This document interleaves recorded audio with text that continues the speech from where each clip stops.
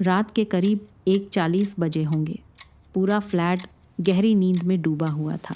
बाहर सन्नाटा था, बस दीवार घड़ी की टिक टिक और कहीं दूर से कुत्तों के भौंकने की हल्की आवाज़। कविता की अचानक आंख खुली।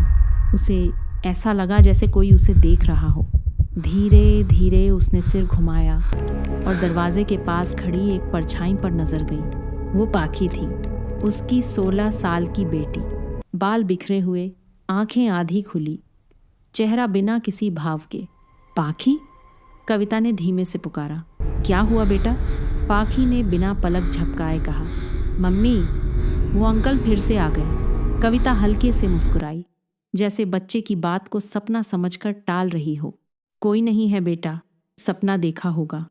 आओ सो जाओ। लेकिन पाखी वहीं खड़ी रही। कुछ सेकंड की खामोशी के बाद उसने फिर कहा, वो कहते हैं ये घर उनका है। इस बार कविता के चेहरे की मुस्कान गायब हो गई। उसने तुरंत उठकर कमरे की लाइट ऑन की। हर कोना देखा, अलमारी, बिस्तर के नीचे, खिड़की के पास, सब कुछ बिल्कुल खाली था। कुछ भी नहीं। वो पाखी को अपने पास लेकर लेट गई। लेकिन उस रात उसे नींद नहीं आई। अगले कुछ दिन सामान्य गुजरे, सब कुछ ठीक लग रहा था। फिर धीरे धीरे अजीब चीज़ें होने लगी। किचन में रखे बर्तन अपने आप गिर जाते, बंद दरवाज़ा बिना हवा के धीरे धीरे खुल जाता, और हर रात ठीक 1:40 बजे घर का वाईफाई अपने आप बंद हो जाता। सौरभ ने इसे शुरुआत में तकनीकी समस्या समझा। उसने राउटर बदला, वायरिंग चेक करवाई, कंपनी से शिकायत भी की, लेकिन सब कुछ ठीक होने के बावजूद समस्या वैसी ही रही। एक शाम सौरभ ऑफिस से घर लौटा। दरवाज़ा बाहर से बंद था, जैसे हमेशा होता था। उसने चाबी से लॉक खोला और अंदर कदम रखा, लेकिन अगले ही पल वो वहीं रुक गया। उसके सामने जो था, उसने उसकी सांसें रोक दी। दरवाजे पर अंदर से लैच लगा हुआ था। सौरभ के हाथ ठंडे पड़ गए, क्योंकि उस वक्त घर में कोई नहीं था। उस रात पहली बार सौरभ ने भी कुछ सुना। धीमी, बहुत धीमी आवाज़ें, जैसे कोई फुसफुसा रहा हो। आवाज़ पाखी के कमरे से आ रही थी। वो धीरे धीरे दरवाजे के पास गया और कान लगाकर सुना। चलो, अब तुम्हें भी आना होगा। सौरभ ने झटके से दरवाज़ा खोल दिया। अंदर पाखी अकेली बैठी थी, लेकिन उसकी आंखें किसी और को देख रही थी। अगले दिन सौरभ ने बिल्डिंग के वॉचमैन से बात की।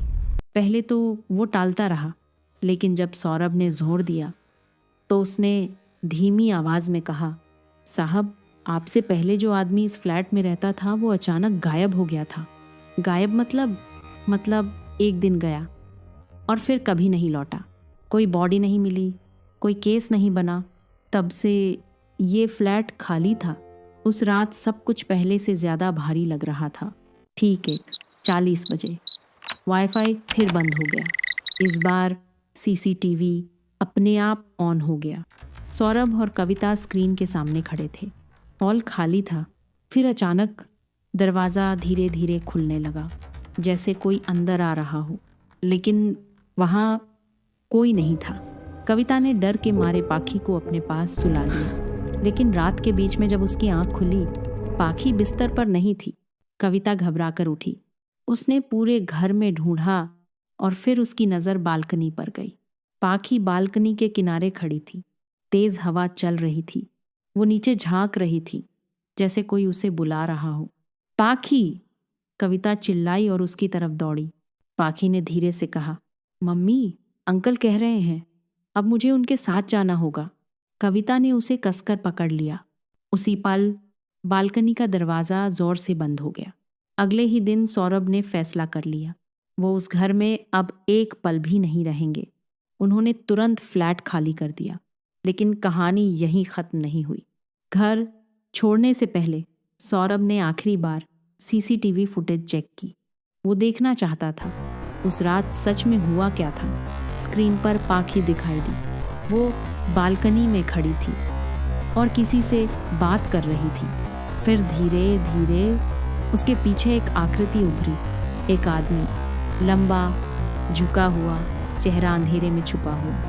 वो पाखी के बिल्कुल पीछे खड़ा था। और फिर उसने अपना हाथ पाखी के कंधे पर रख दिया। फुटेज यहीं ख़त्म हो जाती है। आज तक किसी को नहीं पता वो आदमी कौन था और वो चाहता क्या था।